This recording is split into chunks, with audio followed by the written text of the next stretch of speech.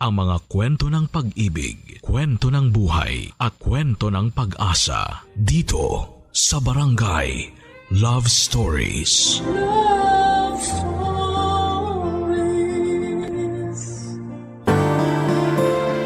Ang kaakibat ng pagmamahal ng buo at totoo ay ang posibilidad ng sakit na hindi biro. Dahil ang pusong nagmamahal ng lubusan ay siya ring unang napupunit kapag dumating ang hindi inaasahang pamamaalam. Ikaw, kabarangay, sino ang greatest heartbreak mo? Dear Papa Dudut, ang katawan natin kapag nasugatan ay maaari itong malunasan agad sa pamamagitan lamang ng pag-inom ng gamot. Pero kapag ang puso na natin ang nasaktan, walang gamot ang makatutulong para malunasan ang sakit na nararamdaman mo.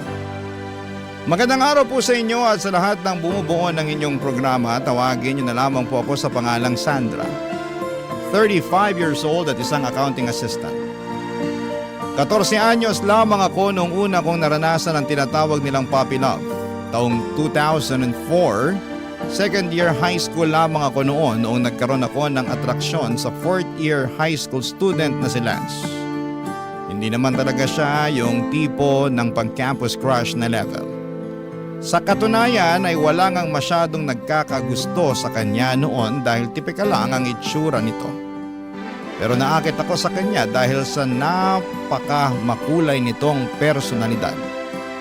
Una ko siyang nakilala noong nagkaroon ng school congress sa paaralan namin kung saan ay ilang piling mag-aaral mula sa iba't ibang eskwelahan ang nagsama-sama para sa 3 araw na pagtitipon. Kaming dalawa ni Lance ang napiling kumatawan sa naganap na school pageant at doon mismo nabuo ang paghanga ko sa kanya. Simula noon tuwing nakikita ko siya sa eskwelahan ay nag-iiba ang kabog ng dibdib ko na para bang kinikilig ako, Papa Dudut.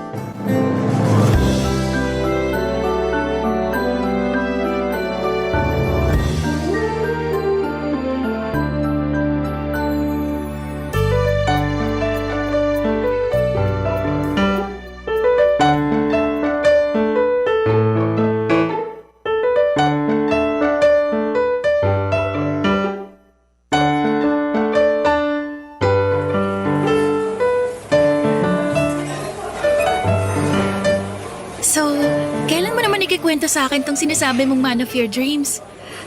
Sino ba kasi yan, Sandra? Ba't di mo pa sabihin sa akin? Wag na. Hindi mo rin naman kilala eh. Taga-ibang section ba? Hindi. Sa ibang year siya. Mas matanda siya kaysa sa atin. Talaga? Third year o fourth year? Senior na siya. Hala siyang landi ng kaibigan kong to. Sino nga? Sabihin mo na. Baka kakilala ko tapos matulungan pa kita. Wag mo nang alamin kung sino. Sabihin mo na. Isa, lalo mag-iinit ang ulo ko. Sige ka. Sige na nga. Basta, atin lang to ah. Huwag mong ipagsasabi kahit na kanino. Oo na. Sino ba kasi yung lalaking tinutukoy mo? Si Lance. Si Lance? Yung volleyball player na partner mo nun sa pageant? Oo, siya nga. Ano namang nagustuhan mo dun? Sobrang common naman ng itsura niya. Tsaka, hindi ba nasa lower section yun? Ibig sabihin, bopol siya. Grabe ka naman sa Bopols. Wala naman yun sa itsura tsaka sa talino. Nasa pagkatao yan. Ano namang meron sa pagkatao niya na nagustuhan mo? Friendly siya. Tapos, makulit, palatawa, tsaka sobrang caring. Basta, hindi mo pa kasi siya nakakasama kaya hindi mo alam yung totoong ugali niya. Sa bagay, hindi rin naman talaga ganun kataas yung standards mo eh. Nung elementary nga tayo, nagka-crush ka rin dun sa uhugin nating kaklase, di ba? Hoy, cute din naman kasi yung kaklase natin yun noon. Ay nako, pero alam mo, tropa ni Lance yung kaklase natin, si Michael. Pareho silang naglalaro ng volleyball eh. Totoo ba? Oo, ang alam ko tambayan nila yung old grandstand sa likod ng school. Baka nandun sila ngayon. Gusto mo puntahan natin? Wag na. Ano namang gagawin natin dun? Siyempre, tutulungan kitang pormahan si Lance. Alam nga namang hanggang crush-crush ka na lang dyan. Sa susunod na lang? Ngayon na.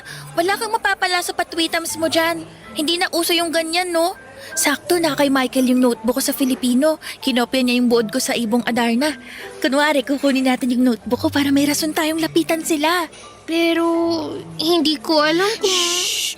Wala nang pero-pero. Halika na.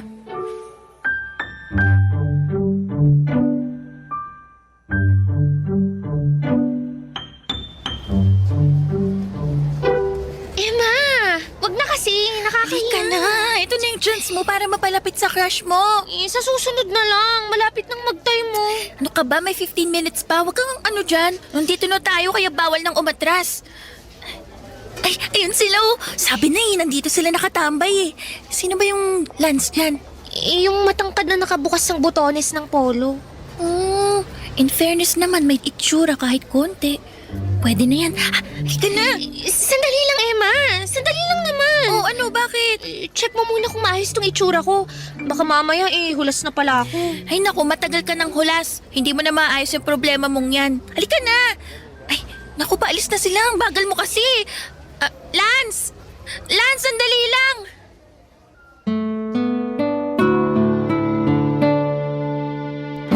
Papadudot, may hiyamang nararamdaman noon ay naglakas loob akong hingin ang cellphone number ni Lance.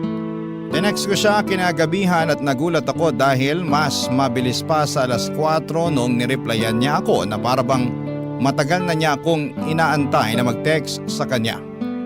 Sa mga sumunod na araw ay mas napalapit pa kami sa isa't isa hanggang sa napasama na kami ng kaibigan kong si Emma sa grupo nila Lance. Hindi naglaon ay naging kami rin ni Lance, Papadudot. First time ko lang pumasok sa isang relasyon noon, kaya nung una ay natakot akong sagutin siya dahil baka magalit ang mga magulang ko kapag nalaman nilang may boyfriend na ako. Simula noon ay araw-araw pagkatapos ng klase namin ay lagi ko siyang nakikitang nagaantay sa labas ng classroom namin. Hindi siya umuwi hanggat hindi niya ako nakikitang nasundo ng tatay ko. Super supportive din siya sa mga extracurricular activities na sinasalihan ko na kahit malayo ay tinitiyak niyang nasasamahan niya ako. Ang relasyon namin ni Lance ang bumuo sa high school life ko. Puppy love lang yon kung tawagin ng ibang tao, pero para sa akin ay totoong pag-ibig na ang nararamdaman ko para sa kanya.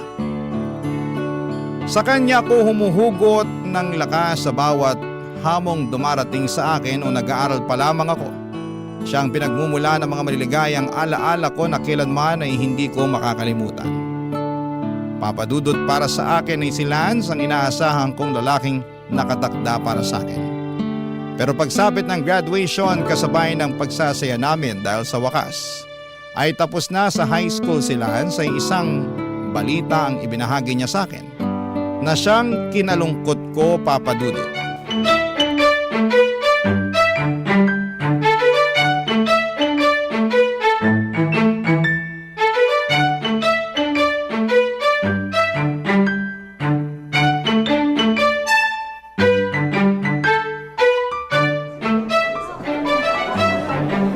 Sandra! Congratulations, Lance! Pasensya na kung wala akong dalang regalo para sa'yo, ha. Bawi na lang ako sa susunod. Ayos lang yun. Di mo na kailangan mag-abala. Yung presensya mo pa lang dito. Okay na sa akin yun. Masaya na ako. Nasaan na si Emma? Ay, nauna na siyang umuwi. Ah, ganun ba? Nasa labas na sina mama, naghihintay. Gusto ko niyang imbitahan. Kain daw tayo sa labas. Ako? Naku, paano yan? Hindi ako nakapagbihis ng maayos eh. Tingnan mo nga itong itsura ko. Mukha lang akong mamimili sa palengke. Uy, grabe. Maganda naman yung suot mo ah. Alam mo, kahit ano pang isuot mo, maganda ka pa rin. Di ka na. Teka lang sandali. May nakakalimutan ka yata. Ano? Hindi ba may sasabihin ka dapat sa akin? Yung tungkol sa sinabi ng mama mo kanina. Ah, yun ba? Mamaya na lang natin pag-usapan pagkatapos natin mananghalian. Lance, sabihin mo na ngayon. Kanina ko pa yan iniisip eh. Mas mabuting ipaalam mo na sa akin para mapanatag na ako. Di ko kasi alam kung paano ko sasabihin tong balitang to sa'yo eh. Ang totoo kasi niyan, kahit ako, di ko pa talaga tuluyang natatanggap yung mangyayari. Mangyayari? Ano ba kasi yun? May kinalaman ba to sa ating dalawa? Kasi Sandra, sa susunod na buwan, Magmamigrate na kami sa US. Ano? Migrate? Lilipat na kayo sa US? Oo, buong pamilya namin. Doon na kami titira. Doon na rin ako magpapatuloy ng pag-aaral ko. Pero paano ako? Paano tong relasyon natin? Akala ko ba walang iwanan? Tapos iiwan mo ko. Magkakalayo lang naman tayo eh. Pero ano man ang meron tayo ngayon, hindi magbabago yun. Lance, matagal mo na ba tong alam? Oo. Matagal na nilang nilalakad yung mga papel namin sa paglipat. Tapos ngayon mo lang to sasabihin sa akin? Sorry, di ko alam kung paano ko sasabihin sa iyo yung totoo eh. Kahit ako, di pa rin handa sa pag-alis namin. Alam mo, uuwi na lang ako. Sandali lang. Hindi ka na sasama sa amin? Biglang sumama yung pakiramdam ko eh. Pakisabi sa mama mo, pasensya na. Maiwan na kita. Sandra, sandali lang! Sandra!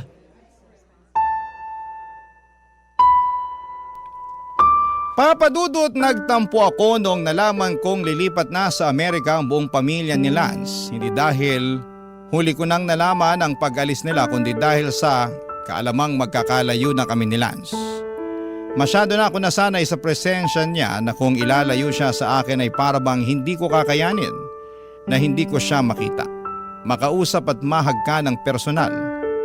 Pero sa huli wala rin kaming nagawa at gustuhin man naming magsamang dalawa ay kailangang sundin ni Lance ang pamilya niya. Sa mga sumunod na buwan ay halos araw-araw na ako nakatambay noon sa bahay nila Lance. Dahil doon ay mas naging close ko pa ang mga magulang niya. Pati na rin ang nakababata niyang kapatid. Kung saan sila nagpupunta noon ay sinisiguro nilang kasama nila ako. Ramdam kasi nila na sa likod ng mga ngiting ipinapakita naming dalawa ni Lance ay ang kalungkutan sa nagbabadyang paghihiwalay naming dalawa. Kaya ang bawat araw patungo sa kanilang pag-alis ay tiniyak naming hindi yon masasayang. Akala ko noon ay tanggap ko na ang pagkakahiwalay ng landas namin ni Lance. Pero pagdating ng araw na yon ay daig ko pang namatayan sa sobrang pag-iyak. Halos agaw eksena nga kaming dalawa sa airport noon. Dahil hindi ko mapigilang ngumawa ng pumasok na sila sa airport. Sa huli tanging litrato, sulat at pangakong babalikan niya ako ang tanging naiwan sa akin sa kanyang paglipad papunta sa ibang bansa. Papadudot. Barangay Love Stories. Barangay Love Stories. Hindi madali ang naging long distance relationship namin ni Lance. Lalo na noong panahong hindi pa uso ang mga smartphones. Gabi-gabi ay lagi ako nakatambay sa computer shop para lamang maka-video call ang boyfriend ko. Sobrang mahal pa noon ang bayad sa computer, papadudot, na umaabot ng 50 pesos kada oras. Halos hindi na ako mag-recess noon sa eskwelahan para lamang makapag-ipon ng perang pang-internet. Hindi nga naglaon ay nakahanap din kami ng maayos na routine ni Lance. Sinisiguro namin na once a week ay nakakapag-usap kami online. Pati na rin sa mga importanteng okasyon ay lagi kaming nagtatawagan para mapanatili naming mainit ang relasyon namin. Matapos nga ang 5 taon simula nung umalis sila ay umuwi ng Pilipinas ang pamilya ni Lance para samahan ako sa pagtatapos ko sa kolehiyo. Doon ay isang bagay ang ginawa niya na mas nagpatibay sa aming relasyon.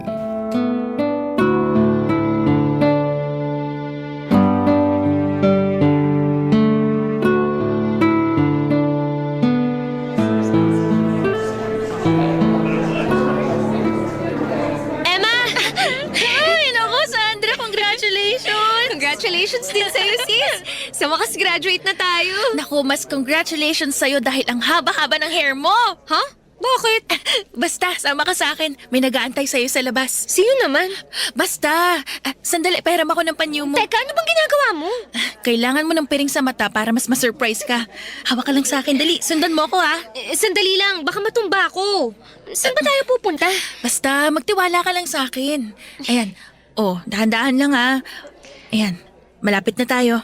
Saan ba kasi tayo pupunta, Emma? Ang dami mo namang alam, ha? Basta, wait lang. Nandito na tayo, oh.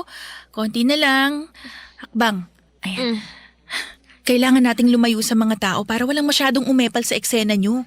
Eksena namin Ninong. Nang bisita mo. Ayan, nandito na tayo. Oh, tatanggalin ko na tong piring ha. Ready ka na ba? Kanina pa ako ready. Okay. Bibilang ako. 3, 2, 1. Surprise! Lance, Congratulations, love. kailan ka pa umuwi? Sinong kasama mo? Mag-isa ka lang ba? Oh, one question at a time lang, mahina ka laban. Ito muna, flowers. Congratulations ulit. Oh, salamat. Oh, paano yan? Maiwan ko na muna kayong dalawa dyan ha. Makikipagpicturan lang muna ako sa mga kaklase natin doon. Bye-bye! Salamat, Emma. You're welcome. Basta yung chocolate ko ha. Sige na, babush! Nagulat naman ako. Hindi ko alam na umuwi ka pala. Hindi ko talaga pinaalam sa'yo para ma-surprise kita. Si Emma lang yung sinabihan ko. Mag-isa ka lang?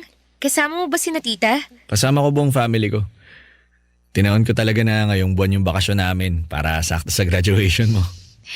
Grabe, hindi pa rin ako makapaniwala. Ikaw ba talaga yan, Lance? Oo, ako nga. Sobrang namiss kita, Sandra. Ako rin. Halika nga rito, payakap nga. Ay, parang kagabi lang, magkausap pa tayo sa phone eh. Hindi ko alam na nasa Pinas ka na pala. Galing ko magtago ng secret, no? Masaya na ako ngayong araw dahil nagtapos na ako. Pero hindi ko inakala na mas may isasaya pa pala tong araw na to. Ako na siguro yung pinakamasayang graduate ngayon. Nga pala, may isa pa pala akong regalo sa'yo. Meron pa? Ito. Ano to? Buksan mo. Ha? Tama ba tong nakikita ko? Lansing-sing ba to? Hindi lang basta sing-sing yan. Na. Promise ring to. Natanda sa buong commitment ko sa'yo. Pangako ko naman na natili akong loyal at faithful sa relasyon natin kahit magkalayo pa tayo. Tong sing-sing na to, ito yung magiging paalala na pipiliin natin ang isa't isa kahit anong mangyari. Patunay ito na ang relasyon natin papunta sa tamang direksyon. Lance, Ngayon, hoy! Bakit ka lumuluhod dyan? Sandra, tinatanggap mo ba ang promise ring na to bilang simbolo na mananatili tayo sa tabi ng isa't isa hanggang sa dulo? Oo naman, Lance. Tinatanggap ko. Susuot ka na ha, wala nang bawian. Oo, wala nang bawian. Pangako ko sa'yo, tayo hanggang sa dulo.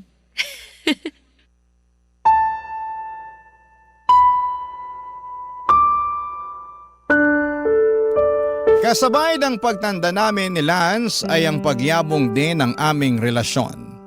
Sa mga sumunod na mga taon ay mas nag-mature pa ang tingin namin sa isa't isa. Kaya naman mas naalagaan pa namin ang pagsasama namin kahit na milya-milya ang layo namin mula sa isa't isa. Papadudot, hindi namin namamalayan na umaabot na pala kami ng mahigit 10 taon sa aming relasyon.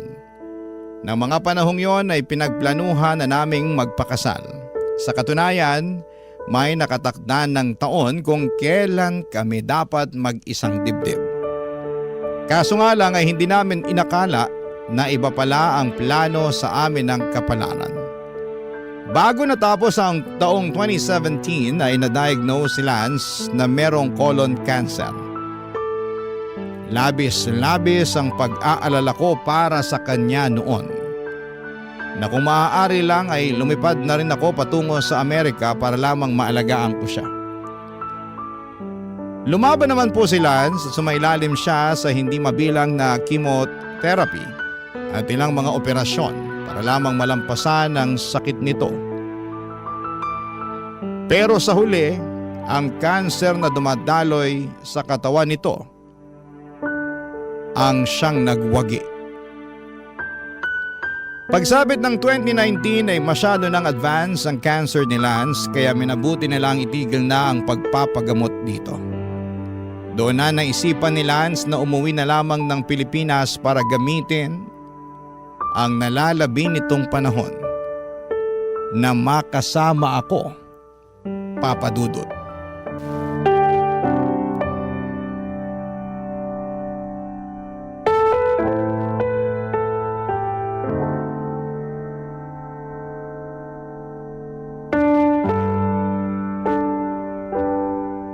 Naaalala mo pa ba tong singsing na ibinigay mo sa akin? Oo naman, ito nga oh. Suot-suot ko pa rin yung sa akin kahit maluwag na. Sabi mo, 'di ba, sasamahan mo ko hanggang dulo. Nangako ka sa akin na magsasama tayo hanggang sa huli. Pasensya ka na, love. Gustuhin ko man pero parang hanggang dito na lang talaga yung buhay ko eh. Hindi ko naman inasahan na mas mauuna pala akong mawala kaysa sa'yo. Pero mas maganda na yun. Mas mapapanatag akong makita na ikaw ang may iwan. Ikaw ang magpapatuloy sa mga pangarap natin sa buhay. Hindi ko kaya, love. Kailangan kita. Kaya mo yan. Alam ko matatag ka. Na kaya mo nga na mag-isa kahit na magkalayo tayong dalawa eh. Iba naman kasi yun. Kahit nasa malayo ka, alam kong nandyan ka pa rin. Pero ibang usapan na kapag nawala ka na. Hindi pa ako handa para sa bagay na yun. Ganito na lang isipin mo ha. Hindi ako mawawala. Magpapahinga lang. Love naman eh. Nagpapaalam ka na ba? Huwag muna please. Hindi. Hindi pa kita iiwan. Mananatili ako rito sa tabi mo hanggang sa katawan ko na mismo ang bumigay. Pero love, lagi mong tatandaan na mahalaga ka sa akin. Ikaw ang pinakamagandang parte ng buhay ko at babaunin ko ang mga alaala natin hanggang sa kabilang buhay. Pero gusto ko na maging buo ka pa rin kahit wala na ako. Paano ko yun gagawin kung wala ka na? Alam mo naman na ikaw lang ang tanging tao na bumuo sa pagkatao ko. Bata pa lang tayo, parte ka na ng buhay ko. Kaya paano ako magpapatuloy nang wala ka? Madali lang yan. Kapag nawala na ako, huwag mong pagsasara ng pinto yung mga tao sa paligid mo. Kasi sa kanila ka uhugot ng lakas. Pag dumating na yung araw na kaya mo na, subukan mong umibig ulit. Di mo kailangang harapin ang mundo na mag-isa. Pangako, magiging matatag ako. Pero hindi ko maipapangako kung kakayanin ko pang umibig ng ibang tao. Siguro, hindi na. Iba ka eh. Wala na akong mahahanap at makikilalang katulad mo. Nasasabi mo lang yan dahil nandito pa ako. Pero gusto ko lang malaman mo na walang kaso sa akin kahit dumating yung panahon na ibang lalaki nang nilalaman ang puso mo. Sa katunayan, mas magiging masaya pa nga ako na makita ulit yung mga ngiti sa labi mo eh. Kahit na hindi ako yung rason nun. Ano ba itong pinag-uusapan natin? Love, pwede bang pass muna? Hindi pa ako ready sa ganitong klase ng usapan eh. Love, Ano yun, love? salamat. Kasi minahal mo ako. Hanggang dulo. Papadudod sa mga nalalabing panahon ni Lance ay siniguro kong bawat oras ay makakasama ko siya. Walang araw akong pinalampas na wala kaming ginawa kundi ang bumuo ng mga alaala na pareho naming dadalhin sa magkabilang mundo. 2 buwan matapos ang pag-uusap naming yon ay tuluyan na ngang nagpaalam si Lance. Hindi man kami kasal ay daig ko pa ang nawala ng asawa. Wala na ang kaisa-isang kakampi ko sa buhay na tanging nakakaintindi sa akin. Walang tahanan ko na ipinangako kong habang buhay kong aalagaan at sasamahan. Wala ang lalaking gabi-gabi kong ipinagdarasal na makakasama ko hanggang sa huling hininga. Papadudot sa pagkawala ni Lance ay para akong naiwan sa isang mundong walang kulay. Para bang kasabay ng pagpigil ng tibok ng puso ni Lance, ay tumigil na rin ang buhay ko. Hindi ko po mailarawan sa salita kung gaano ang sakit na nararamdaman ko noong kinuha mula sa akin si Lance. Kung mas may malungkot pa sa salitang kalungkutan, ayun na siguro ang nararamdaman ko noong namayapa siya.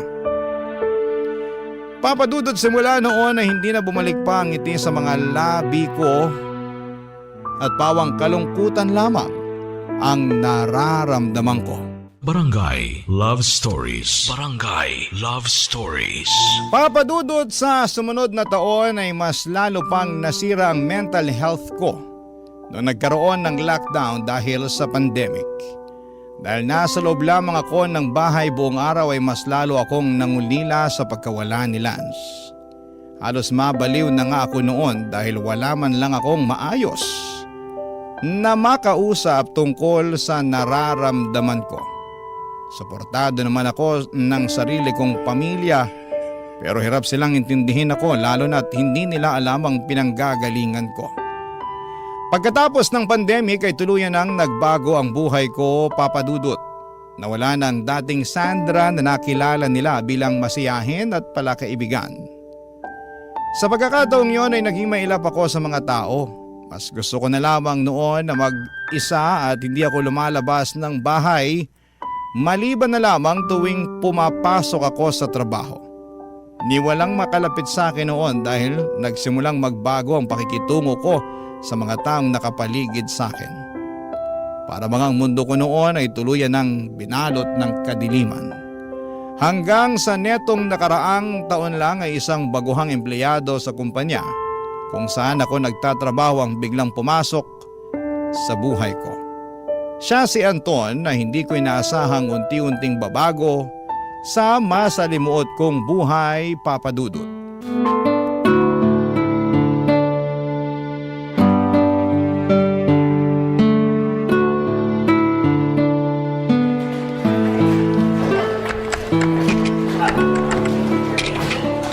Totoo ba na mataas magbigay ng bonus tong company natin?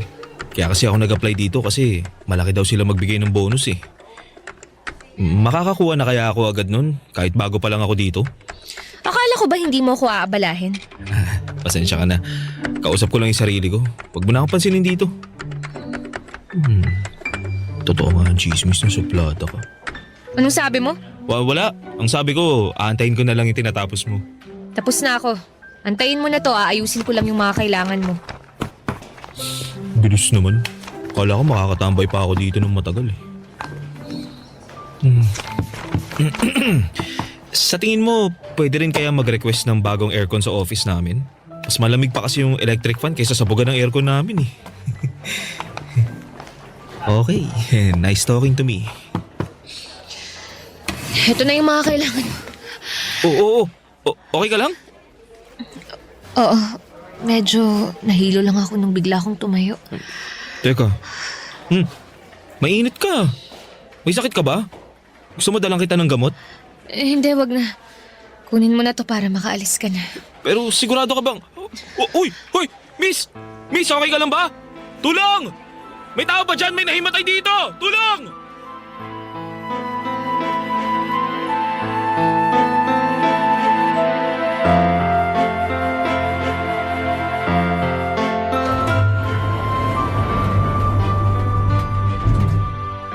Hoy, ikaw pala ulit. Kaka-out mo lang din?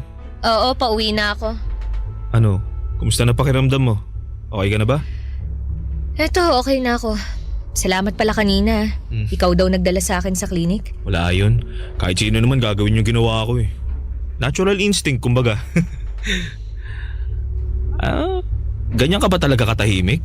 O sadyang hindi ka talaga namamansin ng mga tao? Bakit mo naman natanong? Wala naman.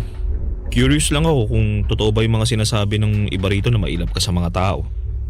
Ano sa tingin mo? Mukha nga.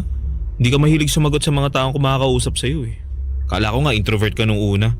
Minsan tuwing nagkakasabay tayo sa elevator, binabati kita pero Di ka naman namamansin. Inisip ko na lang na baka mahiyain ka. Wala lang talaga akong ganang makipag-usap sa mga tao. Hindi naman sa nangihimasok ako pero ang kwento kasi sa akin, nagsimula ka raw magbago nung namatayan ka? Asawa o boyfriend? Di ko na maalala kung ano yung sinabi. Basta may nawala sa'yo na malapit sa puso mo kaya ka nagkaganyan. Alam mo, mauuna na ako sa'yo. Maiwan na kita. Sandali lang, marami pa akong itatanong sa'yo eh. Miss! Miss!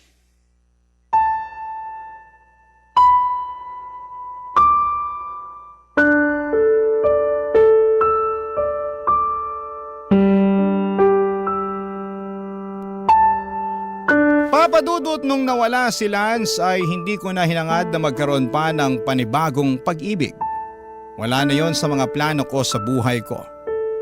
Pero sa biglang pagdating ni Anton ay tila ba unti-unti niyang nabago ang pananaw na yon sa isipan ko.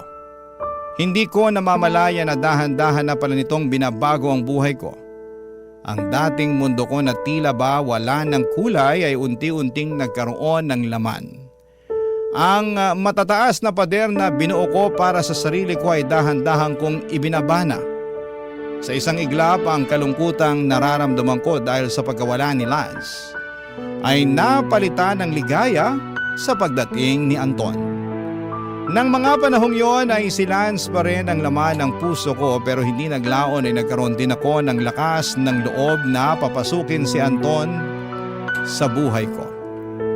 Naisip ko na yun naman talaga ang gustong mangyari ni Lance.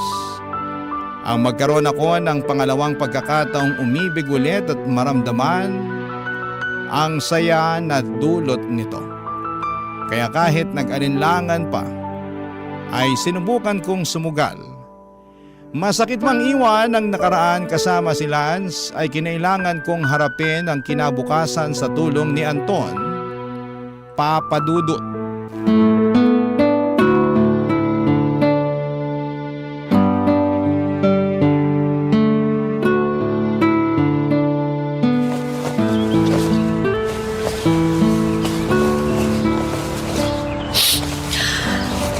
Ano ba to?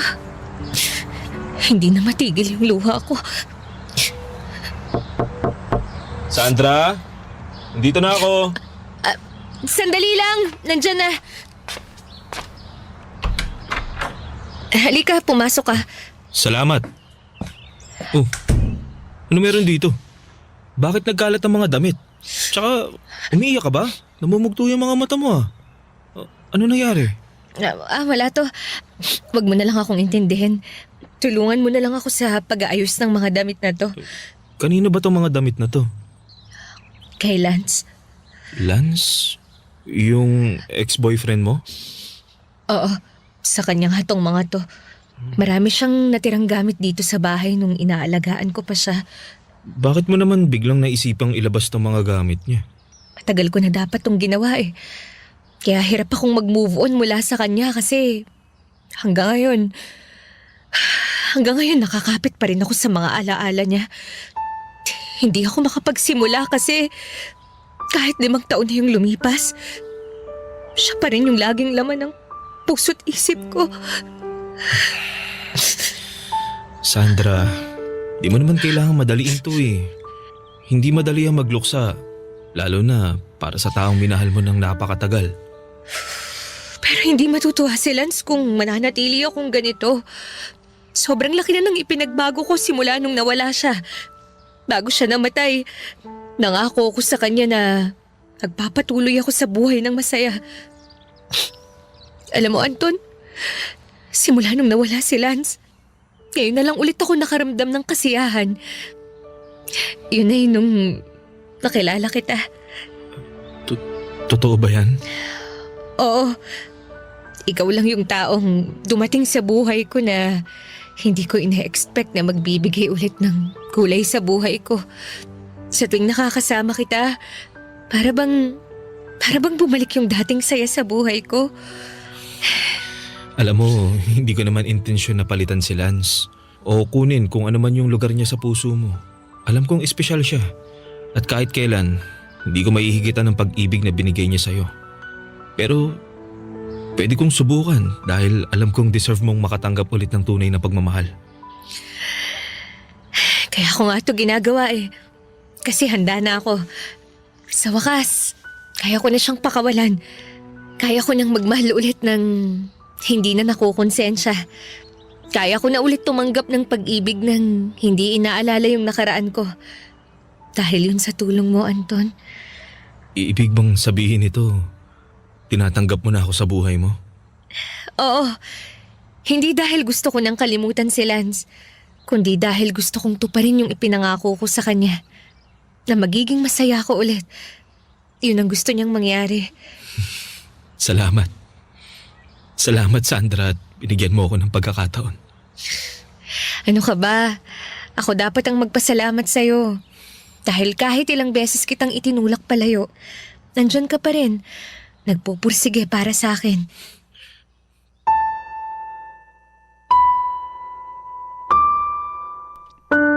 Papa Dudut, pinamigay ko na ang lahat ng damit ni Lance na nasa pangangalaga ko. Ang tanging natira sa akin ay ang promise ring na ibinigay niya. Hindi ko na ito sinusuot pero si Anton na mismo ang gumawa ng paraan kung ano ang gagawin dito. Niregaluhan ako ni Anton ng kwintas at doon niya sinabit ang promise ring na bigay sa akin ni Lance.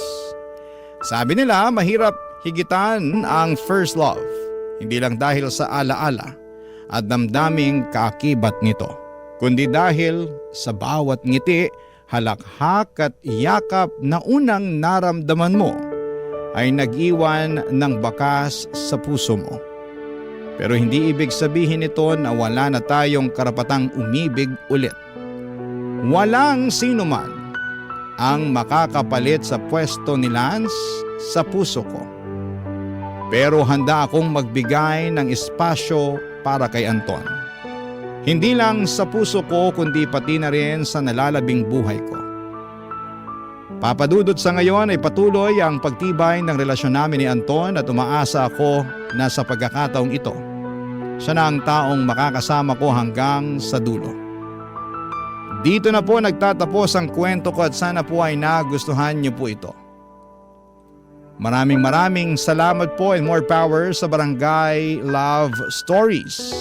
Ang inyong forever kapuso at kabarangay, Sandra. Ano ang masasabi mo sa ating Barangay Love Stories today? Aabangan namin yan sa aming comment section. Ang mga kwento ng pag-ibig, kwento ng buhay at kwento ng pag-asa dito sa Barangay Love Stories. Love Stories.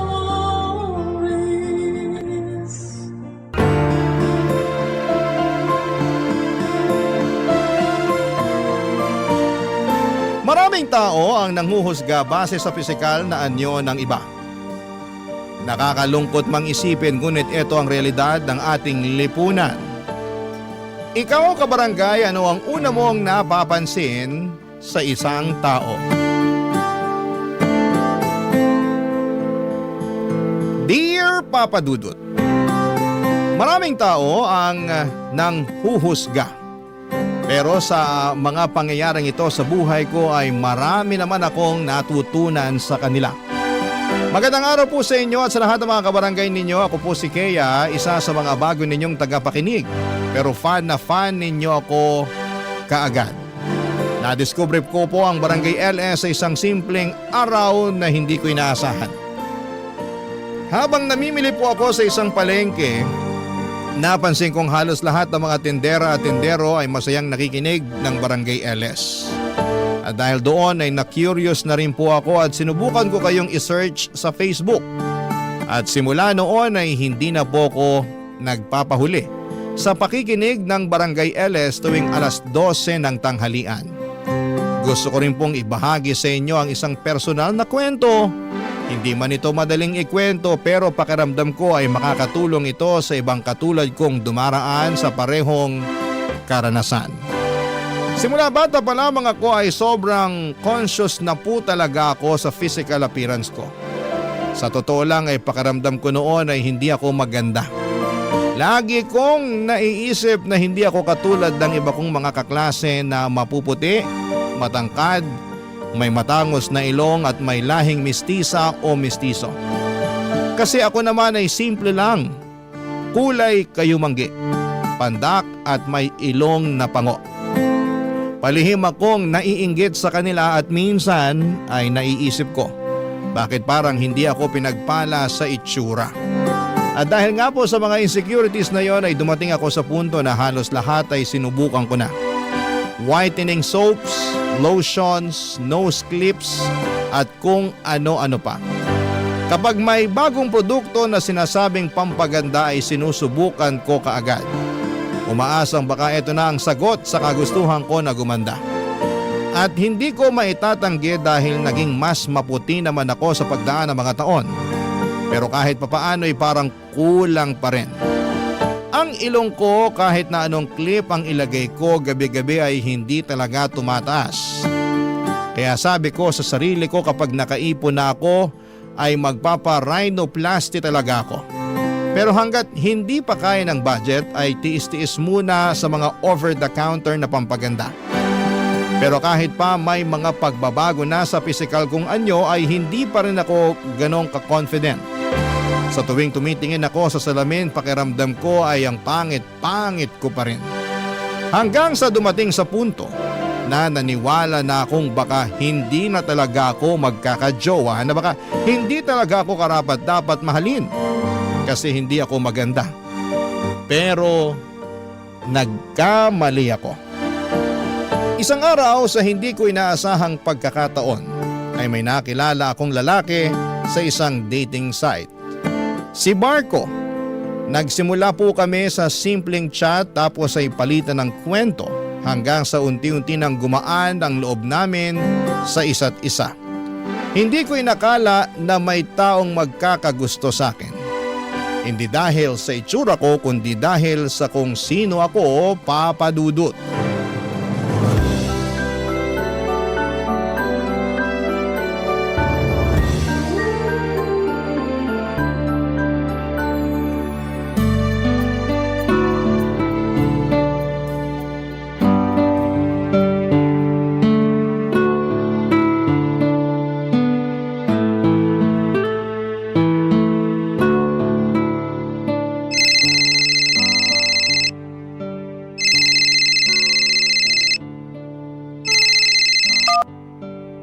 Hello? Kaya, Ako nga. Ba't mo ako kilala? Sino to? hulaan mo. Hay nako, maghanap ka ng ibang paglalaruan mo. Goodbye. Uy, teka lang. Huwag mo munang ibababa. Bakit? Sino ba to, ha? Si Marco to. Sinong Marco? Eto naman, yung kachat mo sa dating site. Marco? Oo, ako nga. Ba't gulat na gulat ka dyan? Paano mo naman nakuha yung number ko, ha? Eto talaga oh. Binigay mo kaya sa akin yung number mo nung isang araw. Pasensya ka na. Nakalimutan ko kasi. Alam mo ikaw, ang bata-bata mo pa. Pero makakalimutin ka na. Ay nako, ewan ko sa'yo. Siya nga pala, ba't ka naman napatawag? Wala lang. Gusto ko lang marinig yung boses mo. Nagsasawa na rin kasi ako sa chat eh. Kaya eto. Okay. O ngayon, narinig mo na yung boses ko. Ano masasabi mo? Maganda. Kasing ganda ng mga pictures mo. Nang aasar ka ba? Eto naman, maganda ka naman talaga. Ang cute-cute mo kaya sa mga pictures mo. Nang bola pa to. Konti na lang talaga maniniwala na ako sa'yo eh. Bakit? Hindi ka ba naniniwala na maganda ka? Yung totoo? Hindi. Ha? Bakit naman? Alam mo kasi, lumaki ako na punong-puno ng insecurities.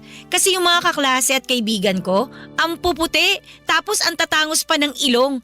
Habang ako, eto, hindi man lang ako pinanganak na maputi. Huwag mo ngang pagsalitaan ng ganyan ang sarili mo.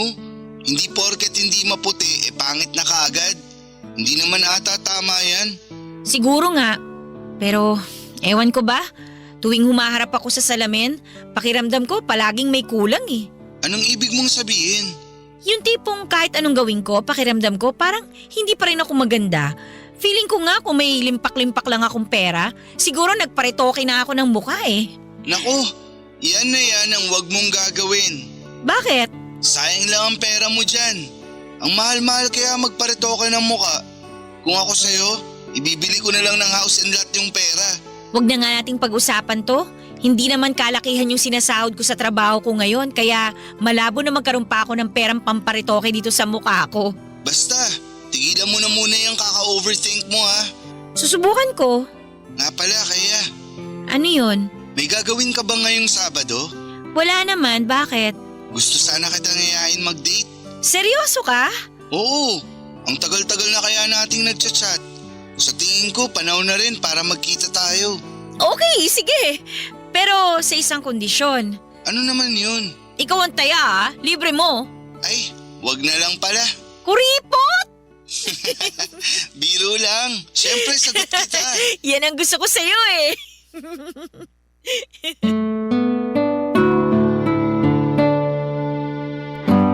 Papadudot na pagkasunduan namin ni Marco na magde-date kami sa isang restaurant sa BGC sa darating na Sabado. Sa totoo lang ay sobrang excited na ako. Parang gusto ko na ngang hilahin ang mga araw para lamang dumating agad ang araw ng Sabado. Gustong gusto ko na talaga siyang makita. Hindi ko maipaliwanag pero iba talaga yung saya na nararamdaman ko tuwing naiisip ko na makakasama ko na si Marco sa personal. Alam niyo po kahit na hindi ko talaga gusto ang itsura ko kahit madalas ko pang sabihin, ang sarili ko na hindi ako kagandahan na iba talaga ang datingan ni Marco para sa akin. Kasi tuwing kausap ko siya kahit sa chat lamang o minsan sa tawag ay parang palagi niyang pinaparamdam sa akin na maganda ako, na cute daw ako. At minsan nga ay kinikilig pa siya sa mga simpleng selfie ko. Ewan ko ba? Hindi ko matukoy kung binobolo lamang ako ni Marco o talagang totoo na nagagandahan siya sa akin. Siguro'y ganon talaga. Kasi bilang mga tao, iba-iba tayo ng preference. At noong mga panahon na yon ay masasabi ko talaga na ako ang preference ni Marco. At habang hinihintay ko ang Sabado ay tuloy ako sa araw-araw kong trabaho. Mababa ang sahod, nakakapagod pero wala akong choice kundi ang kayanin ito. Pero habang ginagawa ko ang trabaho ko ay napaisip ako, ganito na lang ba palagi? Paano ko matutupad ang mga pangarap ko kung hindi ko susubukang umasenso? Kaya palihim na akong naghanap ng ibang trabaho online. 1, 2, 3 at hindi ko na mabilang kung ilang application ang pinasa ko. Gabi-gabi ko yung ipinagdarasal na sana kahit sa isa lang sa mga kumpanya na yon ay matanggap ako. Gusto ko na talagang makapag-ipon para sa mga bagay na matagal ko nang pinapangarap. At isa na doon siyempre ang magparitoke ng mukha. At makalipas ang ilang araw ay dumating din ang pinakahihintay kong araw. Ang first date namin ni Marco sa BGC. Maaga akong gumising. Nag-ayos, naghanda ng outfit na ilang beses ko pang sinukat sa harapan ng salamin para siguraduhin na maayos akong tignan. Medyo kabado ako pero mas nangingibabaw yung excitement. Pagdating ko sa restaurant sa BGC ay tumibok ng malakas ang puso ko. Huminga ako ng malalim bago pumasok. At pagpasok ko ay nakita ko kaagad si Marco na naka-formal attire pa. At sa totoo lang ay mas gwapo siya sa personal at parang biglang lumambot ang tuhod ko nang unang tingin ko pa lamang sa kanya ay nagwapuhan ako.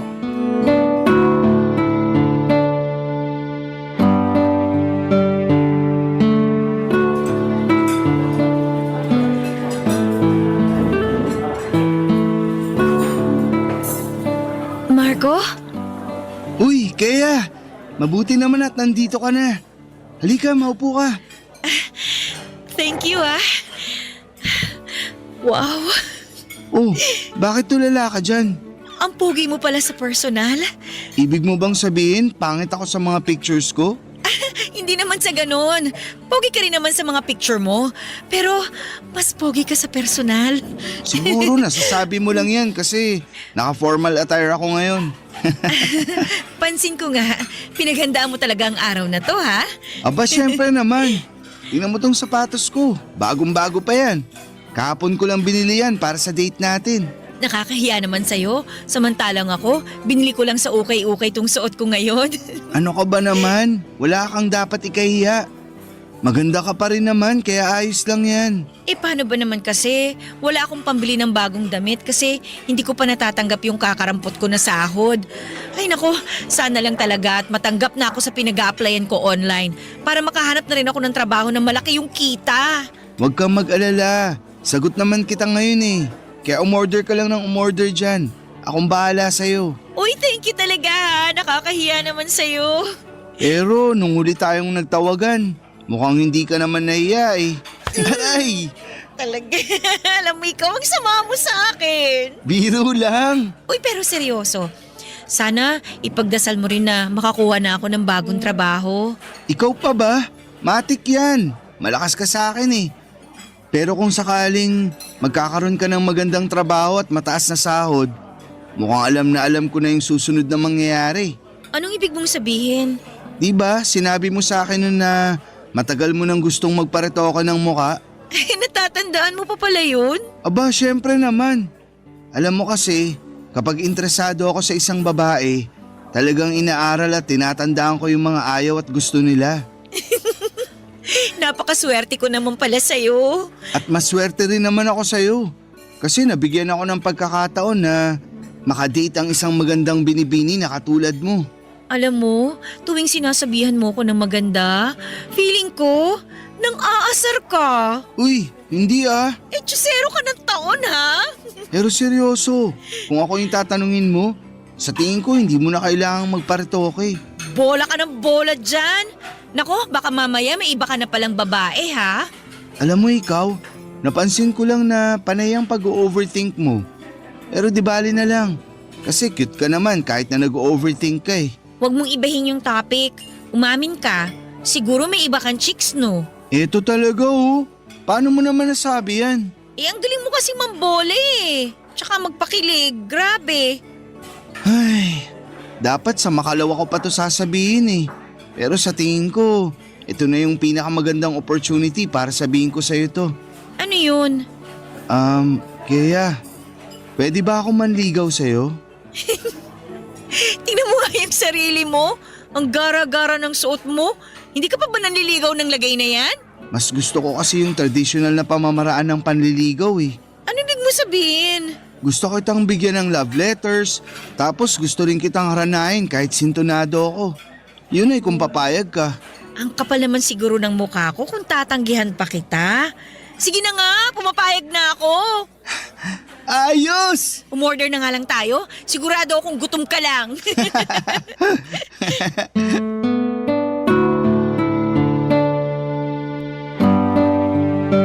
Tinotoo talaga ni Marco lahat ng mga pangako niya sa akin. Hindi lang siya puro salita at pinakita niya talaga sa gawa kung gaano niya ako kamahal. Araw-araw siyang nagpapadala ng love letter at halos gabi-gabi nasa labas siya ng apartment ko. Dala ang gitara at kinakantahan ako ng paborito kong awitin. Grabe. Hindi ko inakalang may lalaki palang katulad niya sa panahon ngayon. Yung marunong mag-effort, marunong manligaw at walang sawang pinaparamdam kung gaano kanya kamahal. Talagang naramdaman ko kung gaano ako kahalaga sa kanya at sa bawat sulat, sa bawat kanta, sa bawat simpleng gesture niya ay ramdam mo na totoo siya. At sino ba naman ang hindi mahuhulog sa ganon? Yung tipong kahit na hindi mo mahal ang sarili mo ay may isang taong paulit-ulit na pinapaalala sa iyo kung gaano ka kaganda, kabait at karapat dapat na mahalin. Kaya hindi rin nagtagal ay sinagot ko na si Marco at sa wakas ay naging kami na. Sobrang saya ko noon, Papa Dudut. Parang lahat ng insecurities ko ay biglang nawala, lahat ng takot, lungkot at pagdududa ko sa sarili ko ay unti-unting napalitan ng saya. Tuwing kasama ko po si Marco, pakiramdam ko ay ang gaan ng mundo. Parang ang ganda-ganda ng buhay. At dahil naging maayos at matatag naman ang relasyon namin, nakapag-decide kaming magsama na sa isang bahay. Nag-live-in kami. At nung una'y sobrang saya, masarap sa pakiramdam na gumigising sa umaga na katabi mo yung mahal mo. at natutulog ka sa gabi na may kayakap kang taong nagpapasaya sa iyo. Ang akala ko ay yun na talaga ang simula ng panghabang buhay naming kwento. Pero habang tumatagal ay unti-unti kong napapansin na may mga bagay pa pala akong hindi lubusang naiwan sa nakaraan. May mga sugat pa rin pala akong hindi pa tuluyang naghihilom. Mga alaala at takot na matagal ko nang tinatakbuhan. Hindi ko inakala na hahabulin pa rin ako ng mga bagay na akala ko papadudot ay matagal ko nang nalampasan. Barangay Love Stories. Barangay Love Stories. Natanggap ako sa isang trabaho na inaplayan ko online, papadudot. Mas mataas ang sahod kumpara sa dati kong trabaho. Kaya naman sobrang laking blessing talaga at sa wakas ay makakapag-ipon na ako. Hindi na ako masyadong mag-aalala sa budget at unti-unti ko nang nararamdaman na gumaganda na ang takbo ng buhay ko. Pero habang tumatagal ako sa bago kong trabaho ay napapansin ko rin na bumabalik na naman ang mga insecurities ko. Ang gaganda kasi ng mga katrabaho ko, mapuputi, makikinis, matatangkad at para silang mga artista o beauty queen. At minsan ay hindi ko maiwasang ikumpara ang sarili ko sa kanila. Habang mangha na mangha ako sa mga katrabaho ko, ang feeling ko naman sa sarili ko ay para akong ugly duckling. Na para akong yung before sa mga before and after pictures.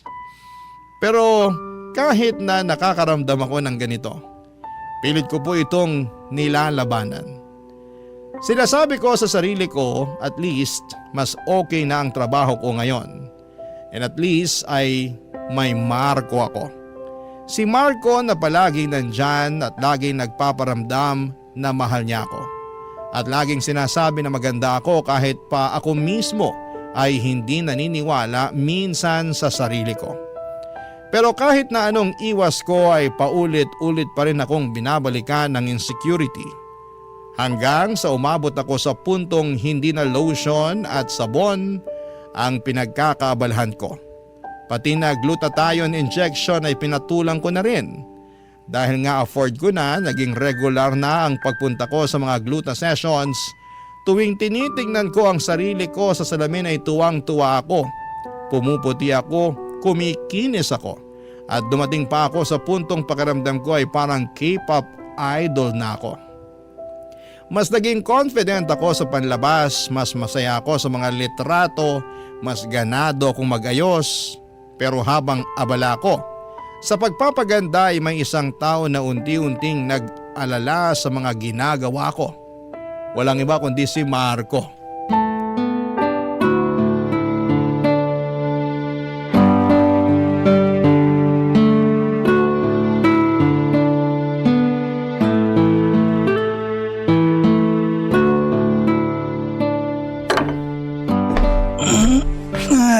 Hi babe, good morning!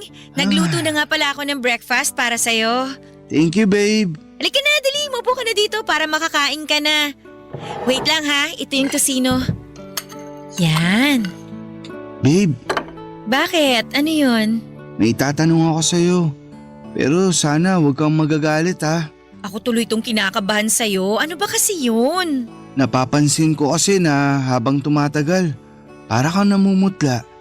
May hindi ka ba sinasabi sa akin? Yung totoo, may tinatago ka bang sakit? Ano ka ba naman? Wala akong sakit. Kung ganun, ba't parang palagi kang namumutla? Ay, grabe naman siya oh. Ay, sige na nga, sasabihin ko na sa'yo. Nagpapagluta drip ako at nakakailang session na ako. Babe, I'm sorry. Ayaw kitang pangimasukan kasi may karapatan ka naman kung ano yung gusto mong gawin sa katawan mo. At sigurado ako na pera mo naman ang ginamit mo dyan. Kasi ni minsan hindi ka naman nanghingi sa akin. Kaso lang… Sandali lang. Medyo kinakabahan na ako dyan sa tono ng pananalita mo ha. Ano ba talagang gusto mong sabihin sa akin? Sige na, sasabihin ko na sa'yo. Wala naman ng saysay kung magpapaligoy-ligoy pa ako. Ay, sa tingin ko, hindi na nakakabuti sa'yo yung mga pinagagagawa mo. Anong ibig mong sabihin? Ang dami mong insecurities, babe. Halos gabi-gabi na lang, nilalagyan mo ng kimpit yung ilong mo.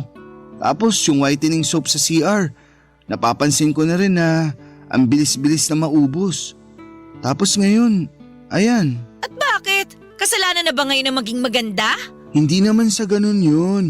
Yung sa akin lang naman, masyado ka nang nilalamon ng insecurities mo. Pasensya ka na ha. Kung ito lang naman yung paraang alam ko para maramdaman ko na maganda ako. Babe, concerned lang ako sa'yo. Yun lang yun. Pwes, kumain ka na lang dyan. Hindi ko kailangan ng concern mo. Eto naman. Babe, sorry na. Ewan ko sa'yo. Pangit mo. Huwag ka na magtampo sa akin. Alam mo namang hindi kita matitiis eh. Sana naisip mo yan bago mo ako pinakialaman at hinusgahan. Babe, hindi sa ganun yun. Yung sa akin lang naman, gusto ko na matanggap mo yung sarili mo. Kasi maganda ka naman eh. Ay, yan ang problema dito sa Pilipinas eh.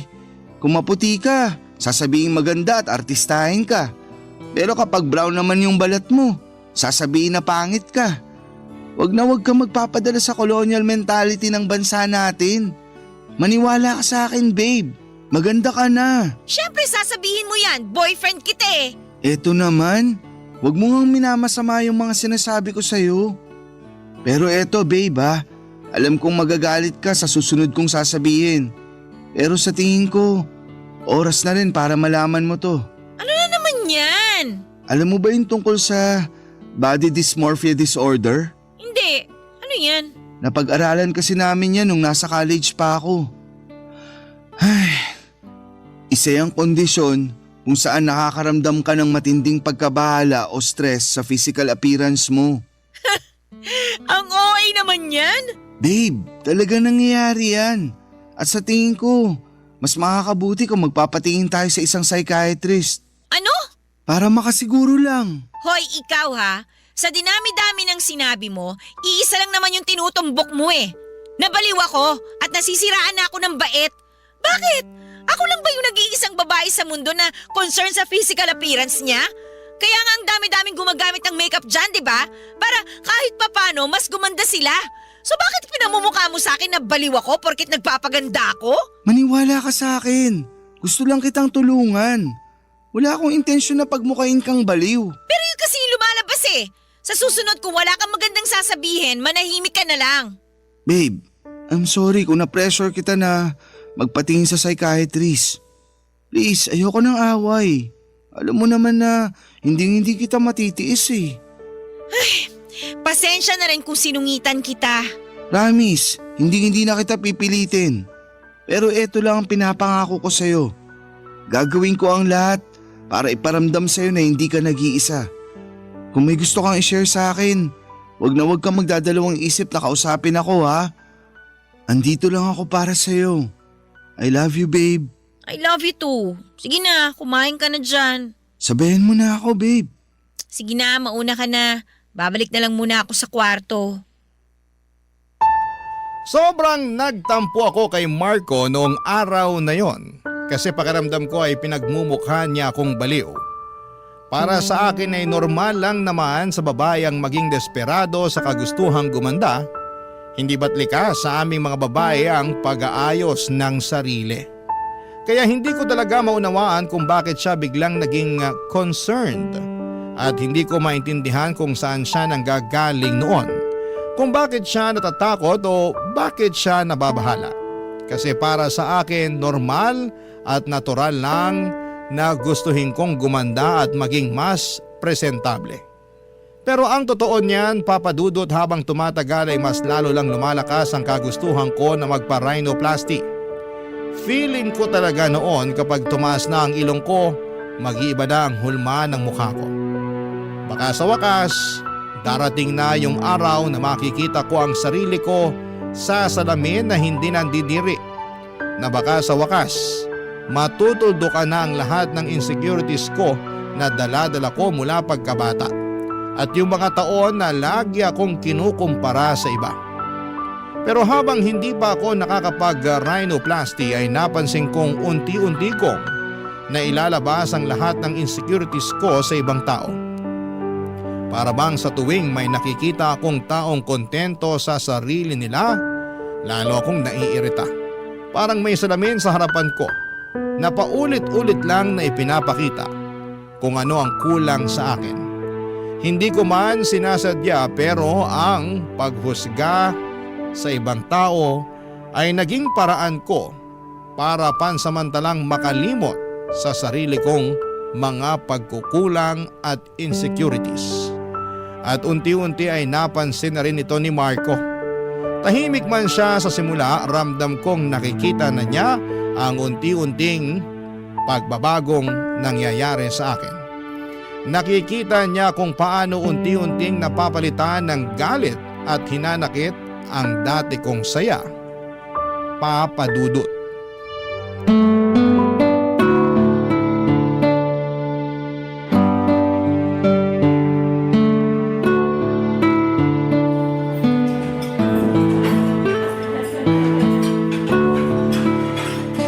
Mabuti na lang talaga at nakalabas na rin tayo sa wakas. Kaya nga matagal na rin simula nung huli tayong kumain sa labas. Ito ang menu. Mamili ka na ng gusto mo kainin. Uy, babe, nakikinig ka pa ba? Bakit ka tulala dyan? Tingnan mo yung customer sa kabilang table. Sobrang pandak, ang itim-itim. Tapos yung ilong mukhang... Uy, hinaan mo nga yung boses mo. Baka mamaya may makarinig pa sa'yo. Pasensya ka na ha. Talaga nang gigigil ako sa mukha niya Tsaka, tingnan mo nga siya Mukhang gandang-ganda sa sarili. Kala mo naman kung sinong kagandahan. Sarap sampalin Ba't ka ba nagkakaganyan? Wala namang ginagawang masama yung tao sa'yo Alam mo kasi babe, para sa akin, yung confidence may binabagayan ng itsura niyan. Pero sa mukha ng babae na nasa kabilang table, sinasabi ko sa'yo ha, hindi bagay sa kanya ang maganda-gandahan. Ay, O bakit? hindi na ikaw yung babaeng kilala ko. Ano naman yan? Minahal kita noon kasi mabait at palabiro ka. Pero ngayon, mukhang binabalot ka na ng poot at galit. Ang drama mo naman. Totoo namang pangit yung babae na nasa kabilang table Masama na palang magsabi ng totoo ngayon? Kaya, sinasabi ko sa'yo, kailangan na nating magpatingin sa psychiatrist. Kasi kung hindi, maniwala ka sa akin. Mas lalala at lalala lang yung nararamdaman mo. Isipin mo nga ng mabuti. Nung una, yung sarili mo lang yung napupuna mo. Tas ngayon, ibang tao na. At ang mas malala pa dyan, wala namang ginagawang masama sa'yo yung mga taong iniinsulto mo. Hay nako, akin na nga yung menu. Kumain na lang tayo? Wag na, nawala na ako ng gana. Hoy, talaga bang palalakihin mo to, ha? Pasensya ka na pero di na kasi ako mapalagay sa sitwasyon natin Pakiramdam ko kasi. Pakiramdam mo ano? Magsalita ka! Ano? Pakiramdam ko para akong walang kwentang boyfriend. Kasi wala man lang akong magawa para pagaanin niyang nararamdaman at pinagdadaanan mo. Alam mo, lagi mo sinasabi sa akin na lagi ako nag-o-overthink. Pero sa ating dalawa, mukhang ikaw tong nag-o-overthink Babe, pumahig ka na please. Magpatingin na lang tayo sa psychiatrist. Ayaw na sana kitang pilitin pero para naman sa ikabubuti mo to. Tigil-tigilan mo nga ako. Wala akong sakit at mas lalong hindi ako baliw. Porket magpapakonsulta sa psychiatrist, baliw at may sakit na kaagad? Alam mo, pupunta lang naman tayo ng psychiatrist para mas lalo mong maintindihan kung saan ang gagaling yung nararamdaman mo. Yun lang yun. Kaya wag mo naman sanang masamain. Pag ikaw hindi ka pa tumigil, ikaw ang sasamain sa akin. Ay, sorry na. Sige na, kumain na lang tayo. Mabuti naman kung ganon. Matingnan na nga tong menu. Shrimps, buttered chicken, iced tea. Okay na, nakapili na ako. Hoy, ang tagal mo namang mamili. Bilisan mo na dyan para matawag na natin yung waiter. Saglit na lang to. Bilisan mo na kasi. Uy, ginulat mo naman ako Ay, sorry. Ba't ka ba kasi tumatawa Babe naman kasi. Tingnan mo yung mag-asawa na yun, Oh, bakit? Mukha sila mag-asawang bulldog. At yung babae, tingnan mo, mukhang pilay. Kapag binamaras ka nga naman talaga, ang pangit na nga, baldado pa. Ay. Uy, teka! Uy, saan ka pupunta? Gaano ka ba kamiserable para pagpiestahan mo yung misfortunes ng ibang tao, Kung Kumalma ka nga. Ano ka ba? Ayoko na, Kaya. Ha? Aalis na ako. At sa tingin ko, mas makakabuti kung... Sandali lang. Nakikipaghiwalay ka ba sa akin? Parang ganun na nga. Ang babaw mo naman. Ang babaw mo! Sabihin mo na kung anong gusto mong sabihin. Pero makikipagbalikan lang ako sa'yo kung papayag ka na magpakonsulta tayo sa psychiatrist. Alam mo, rinding-rindi na ako sa psychiatrist na yan ha. Palagi mo na lang pinapaalala sa akin na kailangan kong magpatingin sa psychiatrist. Kung gusto mo pumunta sa psychiatrist, huwag mo ko idadamay. Pumunta ka mag-isa mo. Uuwi na ako. Kukunin ko na yung mga gamit ko mamaya.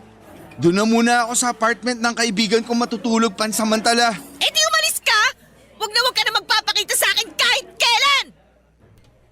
Tuluyan nang umalis si Marco ng gabing yon at nag-impake siya ng mga gamit niya at lumipat muna sa apartment ng kaibigan niya. Ako naman ay naiwang mag-isa sa dati naming tinitirhan. Yung kwartong dati puno ng tawa, kwentuhan at pagmamahalan ngayon ay tahimik at malamig na. Aminin ko po na sobrang sakit ng ginawa niyang paglayo, Papa Dudut. Parang bigla niya na lamang akong iniwan sa gitna ng bagyo. Hindi ko maintindihan kung bakit parang ang dali-dali lang para sa kanya na talikuran ako. Lalo na't ang tingin ko sa dahilan ng tampo niya ay mababaw lamang. Pero sa halip na lamunin ako ng lungkot, pinilit kong buuin ulit ang sarili ko at hindi po yon madali pero sinubukan kong mag-focus sa mga bagay na gusto ko at kaya kong kontrolin. Pumasok ako sa trabaho ng mas maaga. Nagsipag ako ng husto at nagsimula akong mag-ipon para sa matagal ko ng gustong pangarap na magpa-rhinoplasty. Ang tagal ko nang pinapangarap yon at gagawin ko ang lahat para lamang matupad na rin sa wakas yung long time dream ko na yon. Ang totoo po niyan. Kayang-kaya ko pong ibenta yung kaluluwa ko para lamang magkapag-rhinoplasty.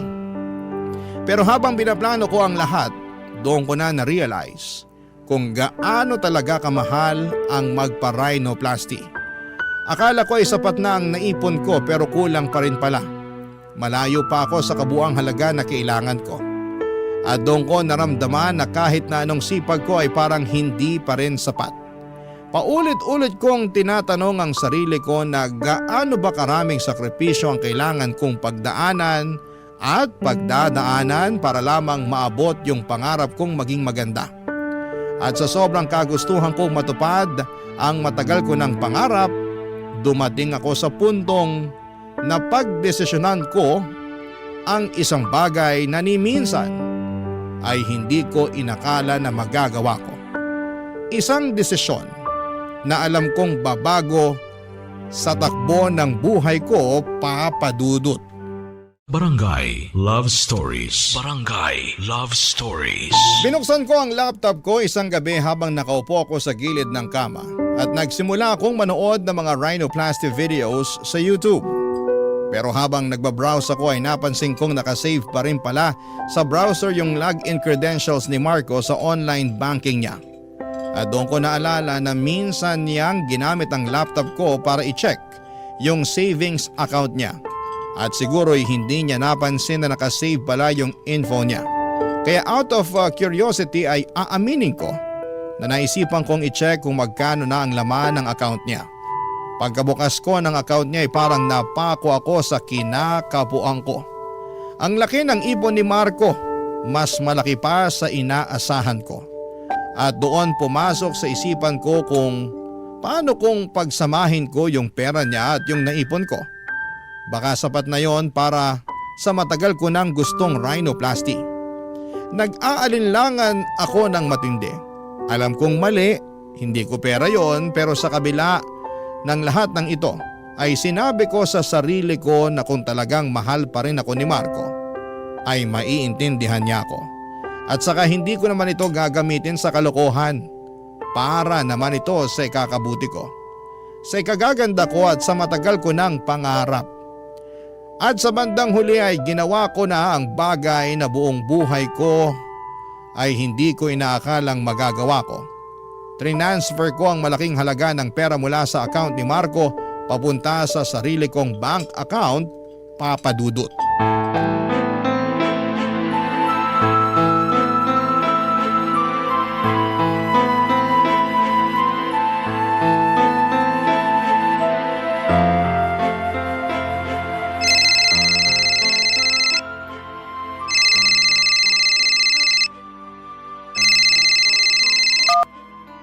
Hello? Kaya, talaga bang nasisiraan ka na ng bait, ha? Ano ba pinagsasasabi mo dyan? Huwag kang magmaang-maangan. Alam ko na ikaw yung dahilan kung bakit ang laki ng pera na nawala sa savings ko. Ha? Oo na, inaamin ko na. Ako yung kumuha ng pera mo. Pero teka lang, paano mo naman nalaman? Nakikita ko sa cellphone ko kung saan nakalagin yung account ko. Kaya, ibalik mo sa akin yung pera ko ngayon din. Pero kasi, kailangan ko yung pera eh. Pero promise, ibabalik ko rin naman sa'yo yun. Ano ba kasi ang pagkagamitan mo ng pera, ha? Basta, labas ka na doon. Pahiramin mo na lang kasi ako, hindi naman kita tatakbuhan eh. Hindi, tumigil ka. Ibalik mo sa bank account ko yung perang kinuha mo ngayon din.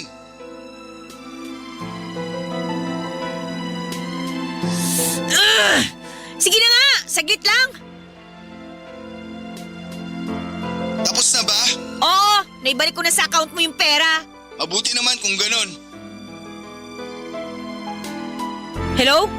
Uy, andyan ka pa ba? Oo, sandali lang. Ano ba kasi yung ginagawa mo? Ba't mukhang busy ka dyan? Pinapalitan ko lang yung password ng bank account ko. Alam mo ikaw, ang sama ng ugali mo, no? Wala ka na bang tiwala sa akin? Paano ba kita pagkakatiwalaan? Kinuha mo na nga yung pera ko nang walang permiso ko, di ba? Pero binalik ko naman sa'yo kagad, di ba? So anong pinuputok ng butsi mo dyan? Kaya, I'm sorry. Pero mukhang kailangan na nating tapusin to. Teka lang! Talaga bang nakikipaghiwalay ka na sa akin? Oo, kasi pagkatapos ng ginawa mo, mukhang hindi na kita kayang pagkatiwalaan. At hindi ko na rin alam kung ano pa ang pwede kong gawin para lang matulungan ka. Sobrang unfair mo naman sa akin. Bukod dun sa perang kinuha ko sa bank account mo, ano ba talaga naging kasalanan ko sa'yo? Wala kang naging kasalanan sa akin. Ang totoo niyan, kaya ako nagpapakalayo-layo kasi gusto ko makapag-isip ng maayos bago ako makipagbalikan sa'yo. Pero nagbago na ang desisyon ko. Uli na ang lahat. Gusto na kitang hiwalayan. Walang iya ka! Hindi mo rin pala ako minahal ng totoo? Maniwala ka sa akin. Minahal kita, Kea. Kaya nga ako nasasaktan tuwing unti-unti kang nilalamon ng body dysmorphia mo. Kasi mahal kita. Pero ano? hindi ko na kasi alam kung ano pa ang gagawin ko sa'yo. Ayaw mo aminin sa sarili mo na kailangan mo ng tulong. Tapos tinakawan mo pa ako ng pera. Nahihirapan na ako, Kea. Hindi ko na alam ang gagawin ko. Pwes ako! Alam na alam ko kung anong nararapat mong gawin. Magpakalayo-layo ka at wag ka na magpaparamdam sa akin kahit na kailan. Napakadamot mo. Simpleng hiling lang, hindi mo pa ako mapagbigyan. Pero di bali na lang. Kasi may ipon naman ako eh. Gagawa ko na lang ng paraan to. Hindi ko na kailangan yung tulong mo. Saksak mo na sa baga at bilbil mo yung savings mo. Sandali lang. Saan mo ba kasi gagamitin yung pera, ha? Labas ka na nga doon. Split na tayo, di ba? Pagkatapos mo ako nakaawan, sa tingin ko may karapatan pa din naman ako kahit papaano para malaman kung saan mo binabalak gamitin yung pera. Magpaparhinoplasty ako. Masaya ka na? Kaya naman. Ay nako, alam ko na yung sasabihin mo. Sasabihin mo na naman na may sakit ako, na wag ko nang ituloy yung binabalak ko. Ay nako, lumang tugtugin na yan. Alam mo naman na hindi biro magpa-rhinoplasty, di ba? Mabuti sana kung marami kang pera. Pero hindi, kasi ninakawan mo pa nga ako, di ba? Mababaon ka lang sa utang kapag tinuloy mo yung binabalak mo. Gusto mo ba yun, ha? Ano ba pakialam mo? Hindi na kita boyfriend kaya wala ka ng karapatan para panghimasukan pa ako. Pero syempre, hindi naman mawawala yung concern ko para sa'yo. Kaya please lang, makinig ka naman sa akin. Kahit ngayon lang. Pahihiramin mo ba ako ng pera o hindi? I'm sorry, pero hindi. O pwes, kung ganon tapos na ang usapang to. Panahon na para magkanya-kanya na tayo at wag mo na rin akong tatawagan. Aaminin ko na mahal at minahal kita. Pero ang totoo niyan, sawang-sawa na rin ako sa pagbubunga nga mo sa akin. Pakiramdam ko, para mo akong kinokontrol at sawang-sawa na ako sa ganong klaseng pakiramdam. Para na rin siguro sa ikabubuti ko tong hiwalayan natin. Alam mo, nakapakanan mo lang naman yung iniisip ko. Ito na yung huling beses na mag-uusap tayo. Naibalik ko na yung pera mo sa'yo, di ba? Wala na tayong dapat pag-usapan pa. Aaminin ko po na sobrang nasaktan ako sa naging pag-uusap namin ni Marco noong araw na yon. Hindi lang dahil sa mga sinabi niya kundi dahil sa totoo lang ay parang doon ko lang talaga naramdaman na tuluyan ng natapos ang relasyon namin. Pero habang pinapakinggan ko siya at habang inaalala ko lahat ng nangyari sa amin ay napaisip din ako. Baka nga hindi pa talaga ako handa para sa isang seryosong relasyon. Baka naman mas kailangan ko munang ayusin ang sarili ko. Buuin muna ang pagkatao ko bago ko subukang magmahal ulit. Siguro sa ngayon ay mas kailangan kong ituon ang atensyon ko sa sarili kong kaligayahan. At habang tumatagal ay mas lalo lamang ako nagiging desperada. Parang pakiramdam ko, hindi ako makakausad hanggat hindi ko nakikita sa salamin ang bagong ako. Kaya nagsimula akong maghanap ng ibang options. Nag-scroll ako sa Facebook at nag-join sa mga beauty and aesthetics groups. At doon ko nakita ang isang clinic na nag-aalok ng rhinoplasty sa napakamurang halaga. Sa sobrang mura ay halos kalahati lang ng regular na presyo ang inaalok nila. Agad kong tinignan ang page nila at binasa ang mga reviews. At sa totoo lang ay kahit may halong duda, naisipan ko na baka eto na talaga ang pagkakataon ko para gumanda sa presyong abot kaya.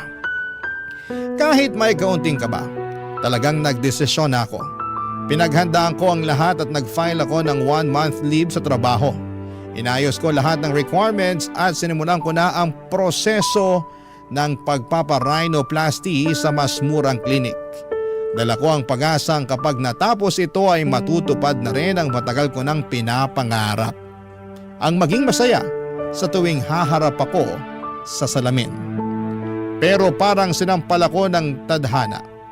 Kasi sa una, goods na goods pa ang itsura ng ilong ko. Maganda, maayos ang hubog at pakiramdam ko ay eto na talaga ang simula ng bagong ako.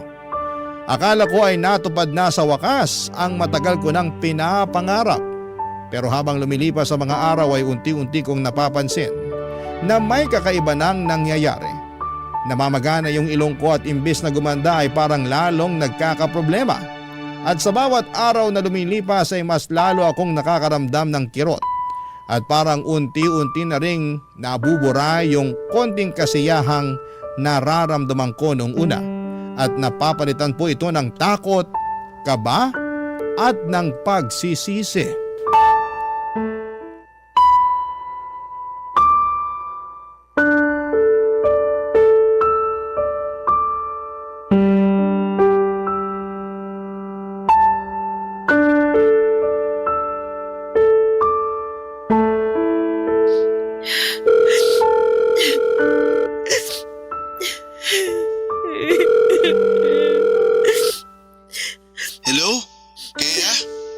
Marco, Kamusta ka na?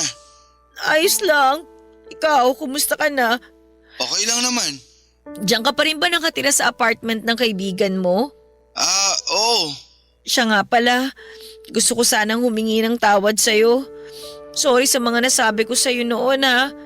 Naisip ko na nagmamalasakit ka lang naman sa akin at dapat hindi ko minasama yun. Kalimutan mo na yun. Tapos na yun eh. Marco, meron nga pala akong ipapakiusap sa'yo. Ano yun? Gusto ko sanang makipagbalikan. Hello? Andyan ka pa ba? Oo. Andito pa ako. Sandali lang. Umiiyak ka ba? Miss na kita eh. Ang totoo niyan, miss na rin kita. Pero kasi, Ano? walang mangyayari sa'yo kapag hindi mo tinulungan ang sarili mo, kaya kahit ilang beses ko pa ipaalala sa'yo na kailangan mo ng tulong, hindi magiging sapat yun. Alam ko naman yun. Kaya nga napatawag ako sa iyo eh. Kasi narealize ko na lahat ng mga sinabi mo sa akin noon. At pumapayag na ako sa gusto mo. Magpapatingin na ako sa isang psychiatrist. Salamat naman sa Diyos. Alam mo ba kung ilang gabi kong pinagdasal to? Sa wakas, babe, magbabago na rin ang takbo ng buhay mo. At malalabanan na rin natin tong body dysmorphia mo. Pero huwag kang mag-alala. Kasi sasama na tutulungan kita, ha? Pero may kailangan akong aminin sa'yo. Ano yun? Sige na, sabihin mo na sa akin. Mag-promise ka muna na hindi ka magagalit. O siya, sige na. Hindi ako magagalit. Makikinig ako. Sige na, sabihin mo na. Tinuloy ko kasi yung rhinoplasty. Galit ka ba? Ay, aaminin ko na dismayado ako. Pero wala na akong magagawa. Andyan na yan eh. Oh, kamusta naman yung pagpaparhinoplasty mo? Yun na nga yung problema eh. Yung ilong ko. Hindi ko na alam ang gagawin. Litong-lito na ako. Natatakot na ako. Kailangan ko ng karamay ngayon. Hindi kita maintindihan. Bakit? Ano ba kasi ang nangyari ha? Nung una, maayos naman yung pagkakagawa sa ilong ko. Pero ngayon, biglang namagay. At habang tumatagal, mas lalong lumalala yung pamamaga. Please, puntahan mo ko dito. Kailangan kita ngayon. Asan ka ba ngayon? Nandito pa rin sa apartment natin. Huwag kang aalis dyan ha. Papunta na ako. Siya nga pala. I'm sorry. I'm sorry dahil minasama ko yung concern mo sa akin. I'm sorry kung masyado ako naging makasarili. I'm sorry. I'm sorry kung hindi ako nakinig sa'yo. Ano ka ba naman? Huwag na nga natin pag-usapan yun. Hindi makakabuti sa'yo yan. Alam mo, totoo na yan. Gusto na sana kitang iwalayin eh. Pero habang lumilipas sa mga panahon, mas lalo kong nare-realize na mahal pa rin kita. At hindi ko kakayanin kung may masamang mangyari sa'yo. Mahal na mahal din kita. I'm sorry, please. Huwag na mo akong iiwan. Pangako, hindi na kita iiwan. Aray, ang sakit. Ayos ka lang? Anong nangyayari sa'yo ha? Huwag kang mag-alala. Pagdating ko dyan, pupunta na tayo ng ospital, okay? Babe, thank you talaga. Pero please lang, bilisan mo na. Parang mahihimatay na ako sa sobrang sakit. Dumating si Marco sa apartment ko noong mismong araw na yon at nakita niya kaagad ang kalagayan ko. Na halos hindi na ako makatayo sa sakit. Namamagana ng sobra ang ilong ko at ramdam ko na parang may kumikirot sa loob. Hindi na siya nagtanong pa at agad niya akong dinala sa ospital. Mabuti na lamang at naagapan yung impeksyon pero hindi rin naging madali ang lahat. Nagkaroon ng kaunting deformity ang ilong ko at hanggang ngayon ay kailangan ko pang bumalik sa ospital para masiguradong tuluyan na itong maghilom. At imbes na gumanda ako ay mas lalo lamang akong pumangit at may mga oras na nagsusuot na lamang ako ng face mask para hindi makita ng mga tao ang deformity ng ilong ko. Mahirap, nakakapagod. At minsan ay naiiyak na lamang ako kapag naaalala ko ang lahat ng pinagdaanan ko. Lahat ng tiniis ko para lamang sa kagustuhan kong gumanda pero wala na akong magagawa kasi nangyari na. At makalipas nga ang ilang buwan ay nagsimula na akong magpatingin sa isang psychiatrist. Doon ay nakumpirma na may pinagdadaanan ako. At hanggang ngayon ay patuloy pa rin ako sa therapy at dahan-dahan ko na rin natutunan kung paano tanggapin ang sarili ko. Papadudot, yung klinik kung saan ako nagpagawa ng ilong ay bigla na lamang nagsarado. Wala na akong makontak at nung pinuntahan ko ito ay naglaho na lamang sila na parang bula. At wala na ring mga gamit o tao sa dating pwesto na yon. Papadudot, sa kabila ng lahat ay nagpapasalamat ako. Kasi hindi ako iniwan ni Marco.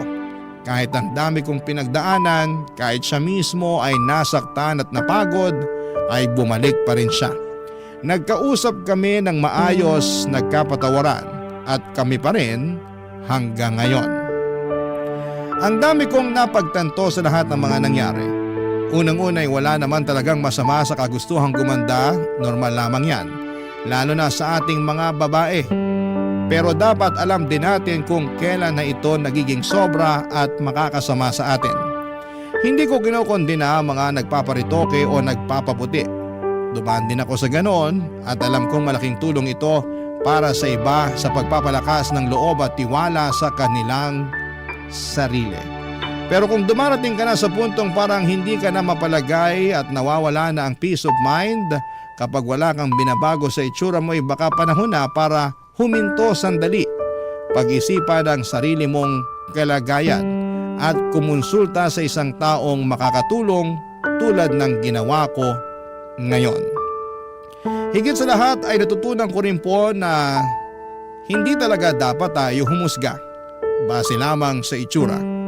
Aaminin ko na may mga panahong naging mapanghusga ako, lalo na sa mga taong confident sa sarili kahit na hindi sila pasado sa standards ko noon. Ayaw ko mang aminin ito pero minsan ay naiisip ko na baka yung nangyari sa ilong ko ay ang nagsilbing karma sa mga taong hinusgahan at nilait ko dati. Pero wala na akong magagawa kung hindi ang tanggapin ang katotohanan na hindi na babalik sa dati ang itsura ko. At habang sinusulat ko po ito, umaasa ako na mas maraming makakaintindi sa kwento ko kesa ang manghusga. Maraming salamat po ang inyong kapuso at kabarangay forever, Kea. Ano ang masasabi mo sa ating Barangay Love Stories today? Aabangan namin yan sa aming comment section.